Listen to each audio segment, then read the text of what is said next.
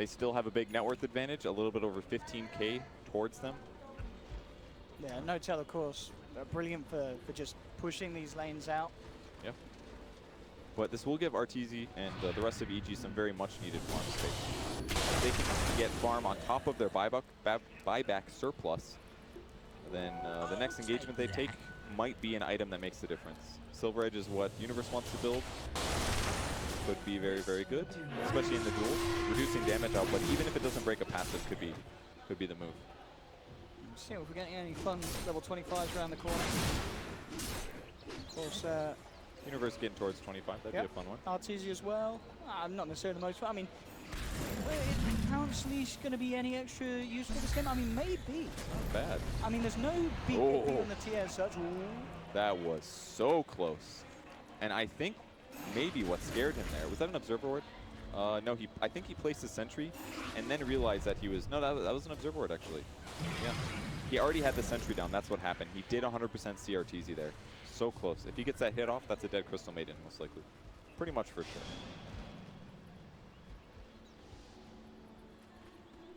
What's the play here for EG? Double down bottom. Certainly could be the ticket to getting something big done. Roshan. We'll see when that's about. Still, the Aegis being reclaimed. 2 minutes left on this Aegis. Okay. For RTZ. So with this double down, they could really make something big happen here, EG, if they want to go aggressive. And RTZ is finally going to build a BKB. Definitely the item he needs to at least make sure he doesn't have to worry about timber damage for 10 seconds. That could be huge. RTZ ready with the leading. OG have left the base. So they have their own jungle, continue to try and find the farm. Whilst EG have managed to get the pressure back over the way that they favor. So many good wards and great spots as well, so I'm sure OG has a gem. Yeah, they do. It's like Zai. Oh, it's Zai's gem. Okay. One of the benefits. They actually have another one in the base as well. I think what they're doing is just purchasing gems whenever they're off cooldown. Because, I mean, realistically, it's going to be a long game. And it's already a long game, 53 minutes. If you have that available, you put it on cooldown. That way, if you do lose 2 team fights in a row, you're still going to have a gem afterwards. So now that Aegis is almost gone, as soon as EG will back from this, it's time for OG to play even on the map again. Try to take the ward vision down that EG's grabbed. They do get a tier 2 tower out of this, a small advantage. But as soon as OG gets control of the map again, we'll probably see them being the ones that threaten the high ground. What do you think about this? Well, it seems like RTZ is still a little indecisive on what he wants to buy. He did have it on the BKB, as you mentioned, but now actually investing in the quarterstaff, the butterfly, so just choosing to amp up the damage here. Yeah. Do you feel he really needs a BKB, or do you think that he can pass by with just having the butterfly? It's definitely past the period of the game where you're just going to get bursted rapidly. His HP is in a healthy place. BKB is still very, very, very counterable by Treant Protector as well as Axe. So I think his decision's okay. There's basically aspects of every item you buy that you protect against. They're just a little different. It's not always the best item. It's just, do you want to play this way? Oh, he gets him! He timed this perfectly! The Aegis is just gone. Can they actually kill him? No. They don't have the lockdown, and now EG looking for the turnaround. Anna forced away. But you can see exactly what OG wanted to do there. Universe might chase. No, he's going to play it safe. Very dangerous to run into a potential gem, but that was Exorcism, actually. Oh. And because Death Prophet went from the movement speed perk, that's a couple extra seconds that it's going to delay the respawn, but he does have Octarine to make up for it. So that's 90 seconds from right now until Exorcism comes off cooldown. That is pretty huge here if OG are able to push up. They're certainly in position to stick around and go for it. It's an insane catch from S4. Unfortunately for OG, not enough heroes nearby to grab him, but it's time to party. High ground. They don't even care about Aegis here. There's no reason to wait when they've got the Exorcism opportunity. And they've got 2 Lincoln Spheres as well. Fly's got the other one. So even getting the duel off in the first place is going to be even harder. Double break. They're going to do it. Oh, Universe! Get the jumper there! The silence immediately making sure that S4 can't get the call off straight away. The root comes out. Overgrowth holding back the side of EG with a freezing field as well. They've grabbed 1. They've got 2. They've brought 2 down. They do have buybacks, both Universe and RTZ. Are they going to use it? They're going to need to. Double buyback up.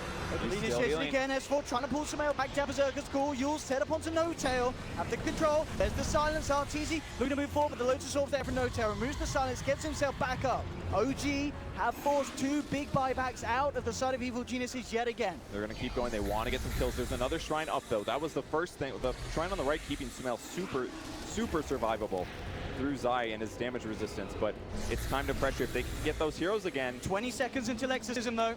So they do have to bear that in mind, OG. So Slark and the Legion Commander, those are the targets here. Slark just trying to break the Lincoln Spears if possible. Had to use his Abyssal for the last one. It got the duel off and a great silence as well from Sumail, but ultimately too much survivability on OG's side and a great ultimate from CM. AC just completed as well for Sumail. They're going to have There it Exorcism is. up there ready to go. Out come the Ghost, but no, the Taunt S4 catches Sumail on the sidelines, but he's being kept alive by the Octarine heal. He'll survive. Jax has to back up, being focused by Arteezy. That's the Triumph down. Anna set up here by the Yules. Universe looking to grab him. Crit jumps forward, gets the zap down. They brought down a second EG. They're holding. No tail on his way out of it. Doesn't look like they'll be able to catch the Timbersaw.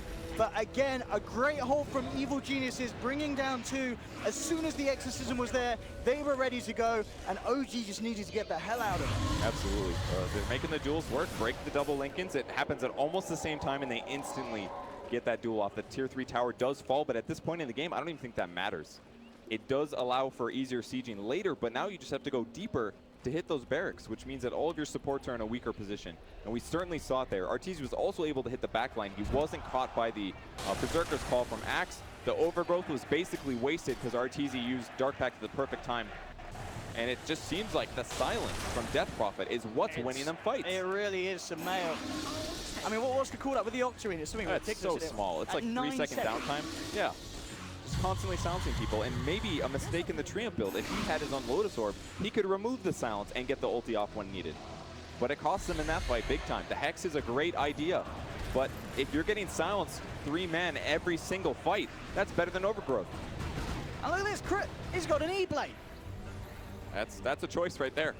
Cool pickup, weird item. I mean, it's going to be great for saving targets of Anna. You know what I mean? Yep. Certainly Anna's job gets even harder. I mean, at this stage of the game, he's still got Diffusal Blade charges, to be fair. Does have 6. So there are still ways for him to play around it. And also, of course, just for potential nukes as well. Get the finishing blow to some of these heroes. A lot of money on No Tail. Interested to see what route he goes. Has queued up the Dagons. On No Tail? Okay. That's a great late game Timbersaw item. You do a lot of pure damage, but it's not always super reliable. And usually have Octarine Core late game anyways, so the best way to just up your damage is put all your money into an 8k gold item that does 800 magic damage on like a 6-second cooldown. And certainly a way to punish these Ghost Scepter Ethereal Blades. That's true. That's not 6 second, excuse me. 15-second normal, so that'll put it at like, what, 12 and a half or something around there? Very good item to have, though. And he's got tons of spell amp. And he's got tons of money to spend on it. Arteezy, Butterfly, now complete. I mean, there was this portion where they were unable to push back in really hard enough, so Anna wasn't forced to buy back. So EG now, again, in the situation where 2 of their cores, buyback is still going to be on cooldown for quite some time. They have to be careful. Big items continue to be picked up by Sumail. Refresher in the bank as well. He is pretty much done with his build. So ready to fight. Double Exorcism. That's good. And a lot of armor as well. So any amount of damage he takes, I mean, Spirit Siphon alone is going to keep him pretty full healed. But basically the window that OG exploited last time, just not possible anymore due to the Refresher. Unless they kill him. They need to, I mean, in order to kill him, they really need Axe to get the call off before Sumail gets the first Exorcism out. We saw in that last push, S4 was very close to. He jumps in, but just milliseconds after the cast animation was complete, so the ghosts were already out. And at that point, it's too late. No Tail, jump up to the high ground. There with the silence. Arteezy focusing Anna here on the side, looking for Crit. But the evasion with the Solar Crest, keeping Crit alive. Arteezy continues to pummel into Anna. Fly with the freezing field, bringing Universe down low, being healed up by Zai. Universe will go down, though Zai cannot save the Legion Commander. Out for 100 seconds. Zai down as well. Sumail, Arteezy, and Crit need to hold on. They were without 2 of their members for at least a minute. They'll jump forward. Calls there from S4. And now with the damage from Anna, bringing down this slug. The Hex as well. Paying off from Jerax. Slugs down for 2 minutes. Jerax will walk it off. And No Tail and the boys of OG left to just deal with 2 members of Evil Geniuses, Crit and Sumail. To get themselves out of there. The Exorcism continues to do a lot of work. It needs to do everything here for Evil Geniuses so they wish to hold on. He gets the Overgrowth. Oh my goodness, he's got to get himself out of there. But again, Jerax with the Hex, the control from S4. Double kill for No Tail. He's got a buyback, but there's nothing that Sumail can do to stop this. OG just wiping Evil Geniuses, and GG is called. OG will be making it to another major finals, Burge. That's got to feel so good for OG, especially closing that